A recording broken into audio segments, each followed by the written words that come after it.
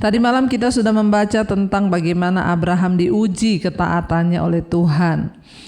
Ketika akhirnya dia naik ke atas gunung Moria, saudara, dan hendak mempersembahkan Ishak anaknya. Tapi disitulah malaikat Tuhan datang menampakkan diri dan berkata, jangan kau apa-apakan anak itu. Sebab Tuhan sudah menyediakan domba untuk korban bakaran itu. Lalu Abraham menoleh ke belakang dan dilihatnya ada seekor domba yang tanduknya tersangkut tersangkut di semak-semak. Lalu dia mengambil domba itu dan akhirnya disembelih, saudara, sebagai ganti Ishak anaknya itu. Ada yang bertanya, Bu, kenapa ketika diikat mau disembelih Ishak tidak melawan? Kenapa Ishak tidak memberontak? Ya, saya juga tidak tahu karena Alkitab tidak mencatat. Yang tidak ada di Alkitab tidak usah tanya, saudara, apalagi bikin jawaban sendiri. Ya, mungkin memang Ishak ini anak yang taat kepada orang tuanya. Jadi dia tidak melawan, dia tidak memberontak karena ayahnya juga seorang yang taat, maka dia juga taat, ya. Baik, kita akan melanjutkan sekarang. Kejadian pasal 22, masih di 22 ya, ayat yang ke-20 dulu, keturunan Nahor. Nahor ini adalah saudara kandung Abraham. Sesudah itu Abraham mendapat kabar, juga Milka telah melahirkan anak lelaki bagi Nahor saudaramu.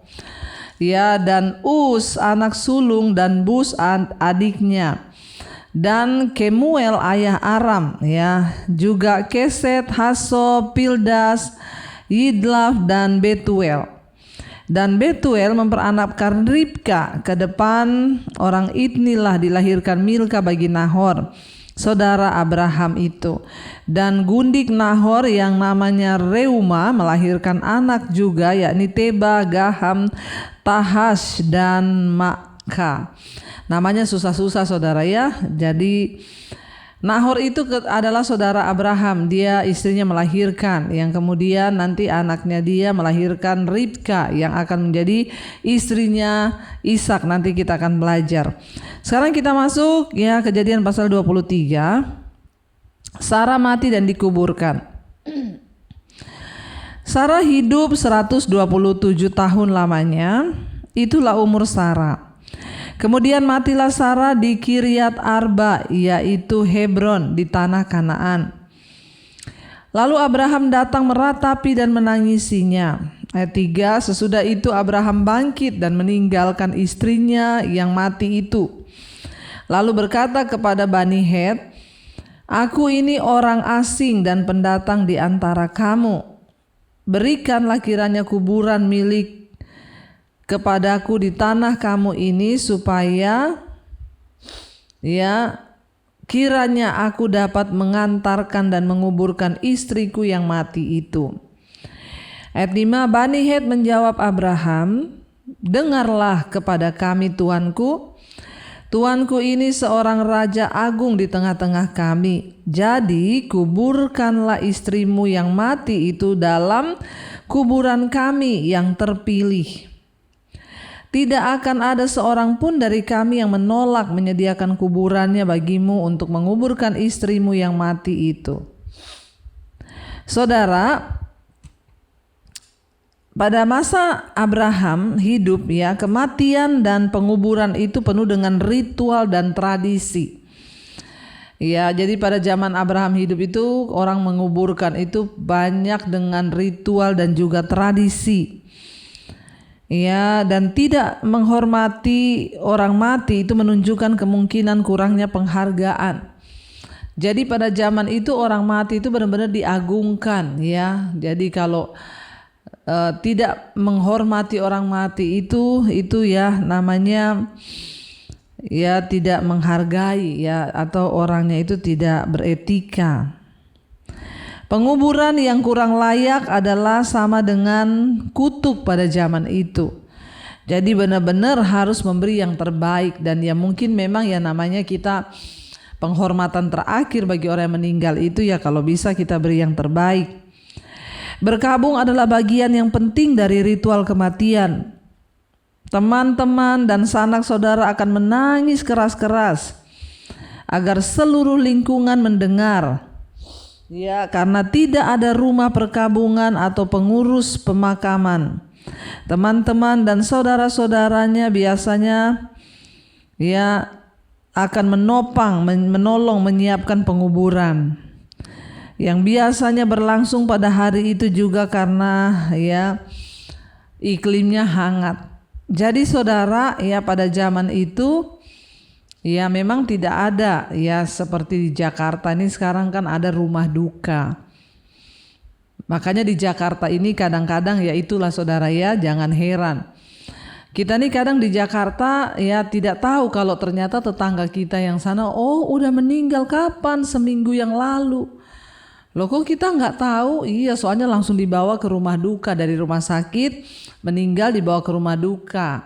Ya dari rumah duka itu sudah diurus semua sampai pemakaman, peti semua dibawa langsung. Jadi tidak dibawa pulang ke rumah. Kalau di Jakarta banyak pemakaman yang ya rumah-rumah duka yang mengurus jasa pemakaman, sudah sama ya make up untuk orang meninggalnya, sudah sama bajunya, sama petinya, itu tinggal dikasih list harga.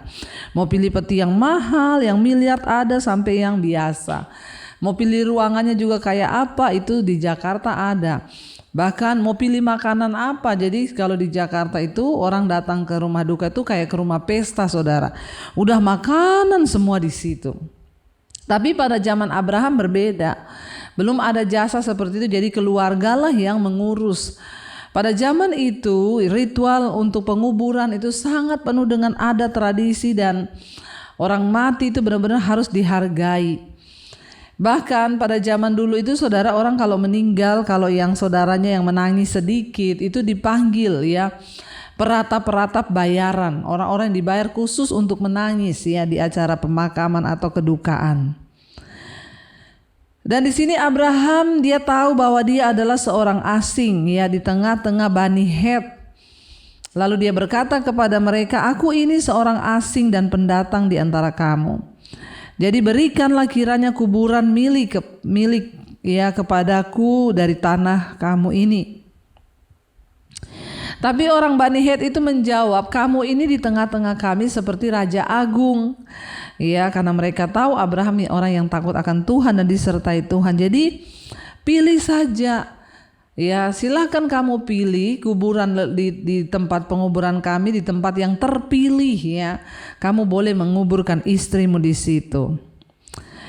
Ya, dan akhirnya saudara ayat yang ke-7 di sana dikatakan, ya. Kemudian bangunlah Abraham lalu sujud kepada Bani Het penduduk negeri itu. Ayat 8, serta berkata kepada mereka, "Jika kamu setuju bahwa aku mengantarkan dan menguburkan istriku yang mati itu, maka dengarkanlah aku dan tolonglah mintakan dengan sangat kepada Efron bin Zohar, supaya ia memberikan kepadaku gua Makpela miliknya itu yang terletak di ujung ladangnya. Baiklah itu diberikannya kepadaku dengan harga penuh untuk menjadi kuburan milikku di tengah-tengah kamu." Ayat yang ke-10, pada waktu itu Efron hadir di tengah-tengah Bani Het. Maka jawab Efron orang Het itu kepada Abraham dengan didengar oleh Bani Het, oleh semua orang yang datang di pintu gerbang kota.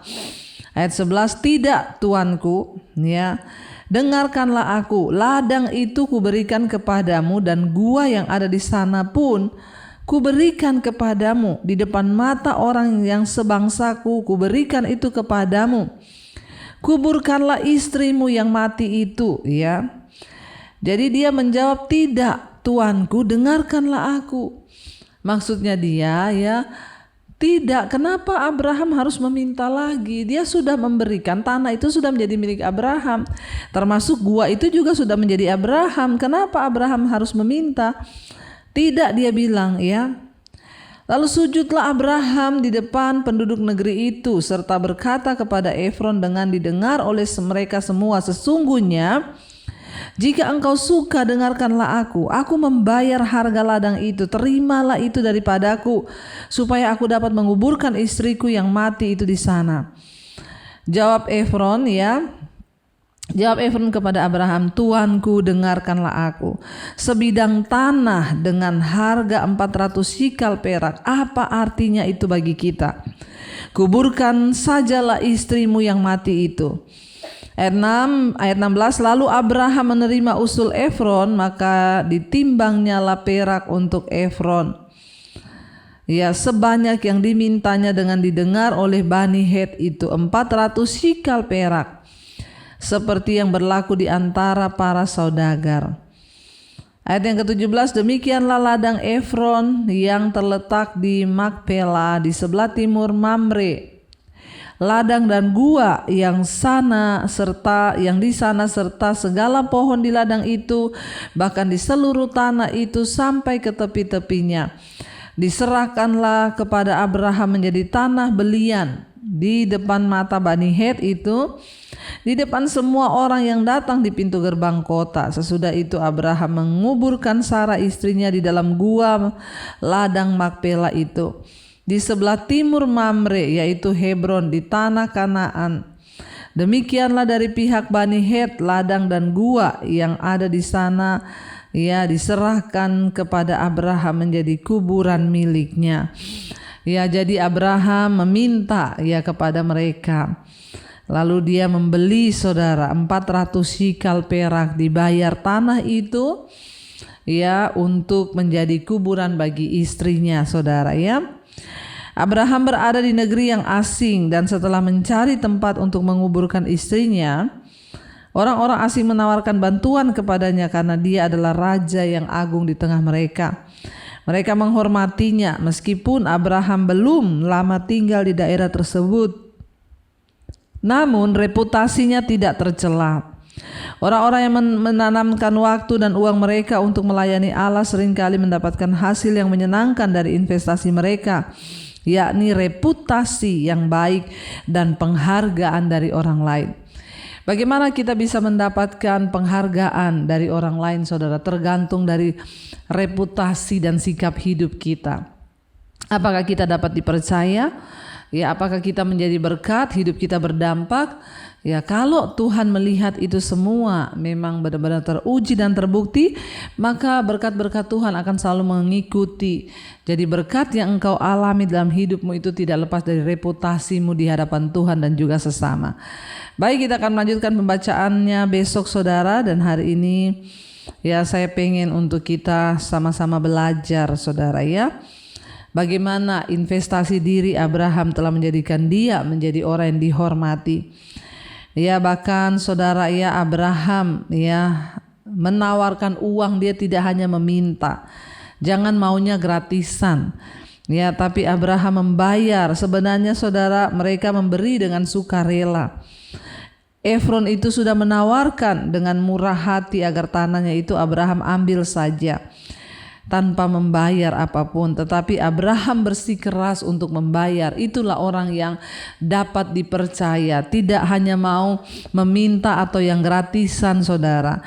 Kalau memang mampu bayar ya silakan bayar, saudara ya. Tidak tidak aji mumpung ya sama orang itu, kan ada orang-orang aji mumpung. Tapi ketika kita memang punya integritas, ya walaupun mau dikasih gratis, Abraham bilang aku akan membayar.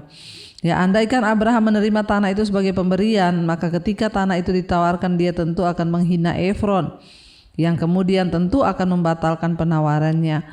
Ya, jadi saudara, ya akhirnya Abraham membayar.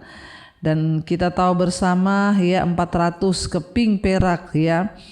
Itu adalah harga yang tinggi untuk sebidang tanah yang dibeli oleh Abraham. Orang Het itu ya tidak senang sebenarnya bila ada orang asing membeli tanah mereka. Jadi itu sudah ya ketentuan atau sudah tradisi, orang asing tidak boleh membeli tanah dari suku yang ada di situ. Jadi orang Het itu tidak senang kalau ada orang asing membeli tanah mereka. Ya, namun itu adalah kesempatan Abraham. Ya, karena Tuhan menyertai dia, mereka juga mengasihi dia. Efron meminta harga yang sangat tinggi. Ya, kebiasaan pada zaman itu adalah meminta 2 kali lipat dari nilai pasar tanah tersebut.